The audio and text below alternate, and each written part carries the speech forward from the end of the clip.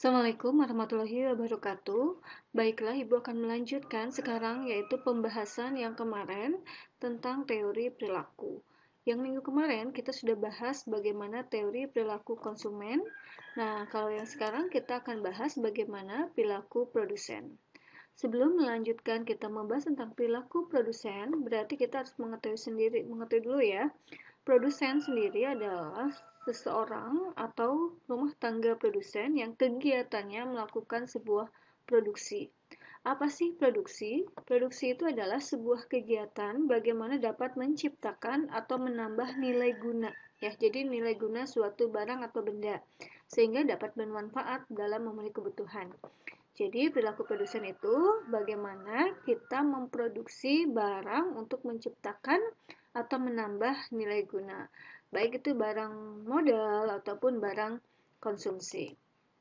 Oke, di dalam perilaku produsen ada hal-hal yang harus kita pahami atau ada tujuan. Yang pertama, kita akan mengganti barang yang rusak atau habis, memenuhi kebutuhan sesuai dengan perkembangan zaman, kemajuan teknologi dan jumlah penduduk, memenuhi pasar dalam negeri dan luar negeri, dan memperoleh keuntungan serta meningkatkan motif ekonomi, berarti meningkatkan kemakmuran.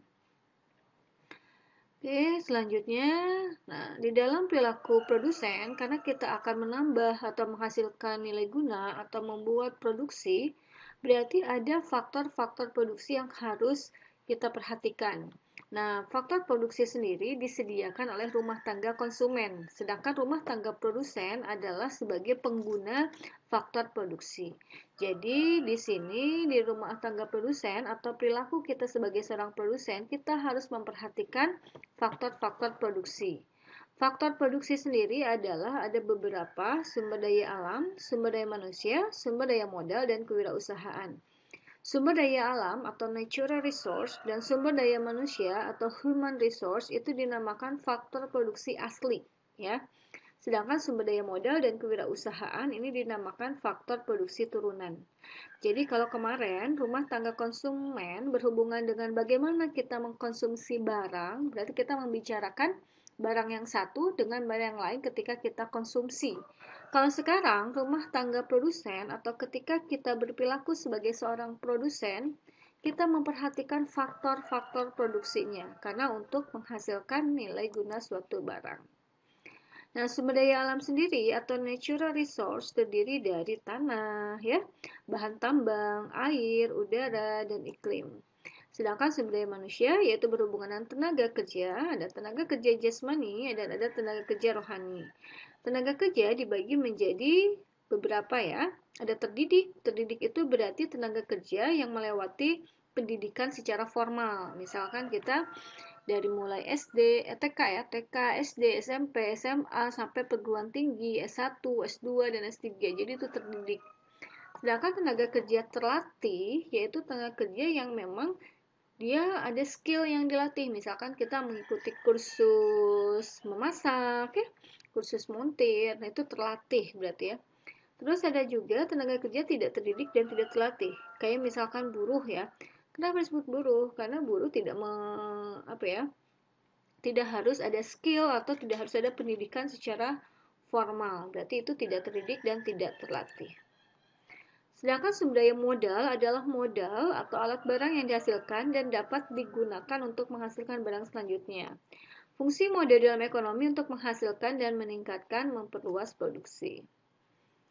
Dan kewirausahaan atau yang disebut dengan pengusaha atau juga disebut sebagai entrepreneur, yaitu pengusaha yang bertanggung jawab terhadap suatu tugasnya, yang mengatur dan mengkomunikasikan berbagai faktor produksi yang menghasilkan barang. Itu keterangan tentang faktor-faktor produksi asli dan faktor produksi turunan. Jadi tadi faktor produksi asli itu adalah SDA dan SDM, sedangkan turunan itu adalah modal dan kewirausahaan skill ya atau entrepreneur. Nah, sekarang karena kita berhubungan dengan faktor produksi, berarti ada fungsi produksi. Fungsi produksi sendiri, atau yang disebut dengan total produksi, fungsinya adalah L dan K. Jadi, sekali lagi kita berhubungan dengan faktor produksi. Ini kita bisa salah satunya ya. L sendiri ada berkaitan dengan labor atau tenaga kerja, dan K itu kapital atau modal. Jadi fungsi produksi seperti ini. Ingat ya, ketika konsumen berhubungan dengan barang karena mengkonsumsi barang, kalau produsen karena memproduksi barang memerlukan faktor produksi, berarti dia berhubungannya dengan faktor produksinya sendiri.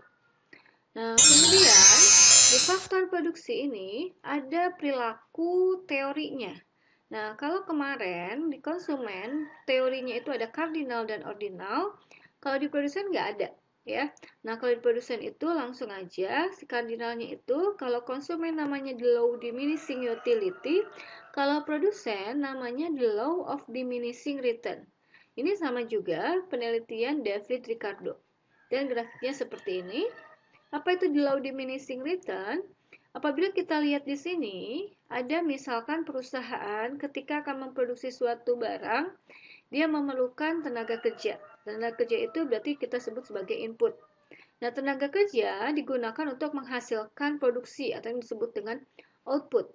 Nah, ketika tenaga kerjanya 0, berarti outputnya jelas ya, otomatis 0 juga. Tetapi ketika tenaga kerjanya 1, misalkan yang dihasilkan produksinya itu 6.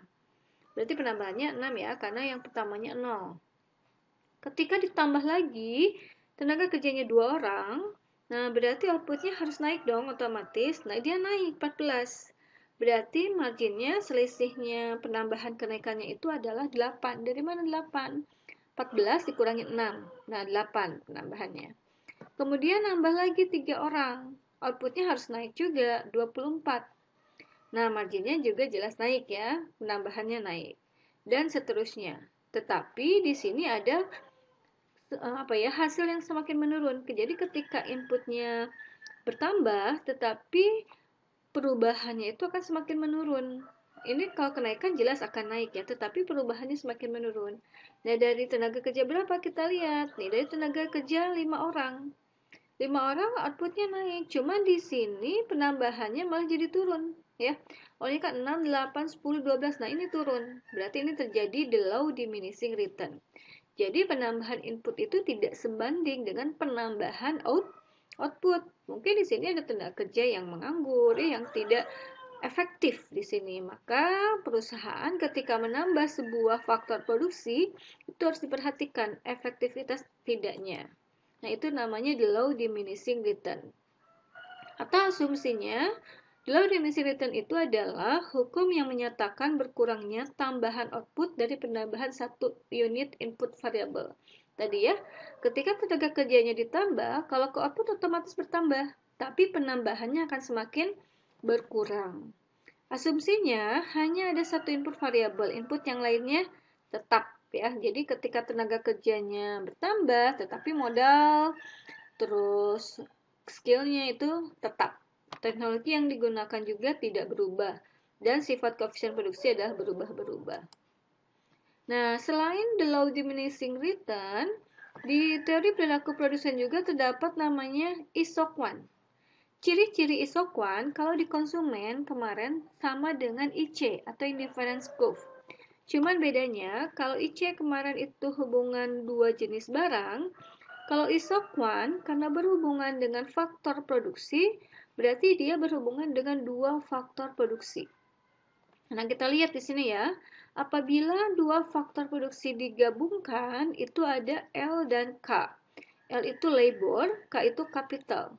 Nah, jadi ketika perusahaan itu mengkombinasikan dua jenis faktor produksi, ya, kayak kemarin ya, ini untuk menghasilkan output yang sama. Artinya kalau kemarin kan IC untuk menghasilkan kepuasan. Nah, kalau ISOC1 untuk menghasilkan output yang maksimal atau output yang sama. Jadi ketika perusahaan memproduksi barang, dia menggunakan labor dan capital itu untuk menghasilkan output yang maksimal. Ciri-cirinya hampir sama dengan IC. Kalau IC kan semakin ke atas, maka kepuasannya akan semakin meningkat. Kalau ISOC1, dia outputnya. Ya, jadi kalau ISOC1 itu berhubungan dengan produsen untuk menghasilkan output yang sama atau output yang maksimal. Nah, kemudian ada lagi, selain ISOC1 ada ISOCOST. Kalau di konsumen itu namanya budget line. Jadi ketika budget line itu membahas dua kombinasi barang dengan anggaran yang sama. Nah, berarti kalau iso cost, dua kombinasi faktor produksi dengan anggaran yang sama. Nah, dia sama kayak garis ya, sama kayak line, budget line.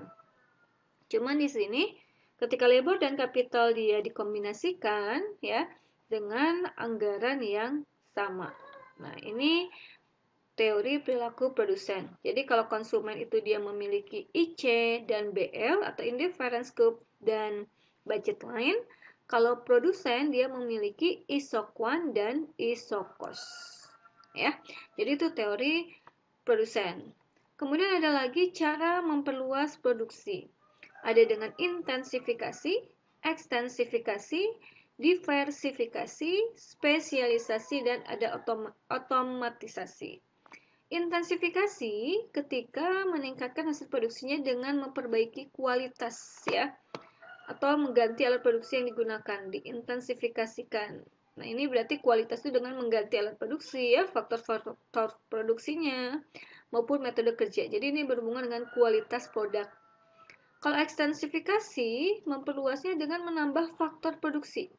Jadi dia menambah tenaga kerja, menambah lahan gitu ya, menambah modal, itu berarti ekstensifikasi. Kalau diversifikasi, memperluas produk dengan peraneka-ragaman produk, menambah jenis produk. Misalkan perusahaan sudah memproduksi pensil, berarti dia akan memproduksi lagi ballpoint, buku gitu ya. Itu berarti diversifikasi, memperluas produksinya dengan penganeka-ragaman produk. Ketika spesialisasi, dia memperluas produksinya dengan bidang-bidang keahlian karyawannya. Ya, jadi dia dispesialisasikan. Oh, ini bidang karyawan ada di bagian keuangan, di bagian mesin. Nah, itu berarti spesialisasi. Otomatisasi perluasannya dengan menggunakan mesin-mesin dan teknologi yang modern. Nah, seperti itu cara memperluas produksi. Nah, demikian ya pembahasan tentang teori perilaku produsen. Apabila ada yang kurang dipahami, silakan untuk ditanyakan. Assalamualaikum warahmatullahi wabarakatuh.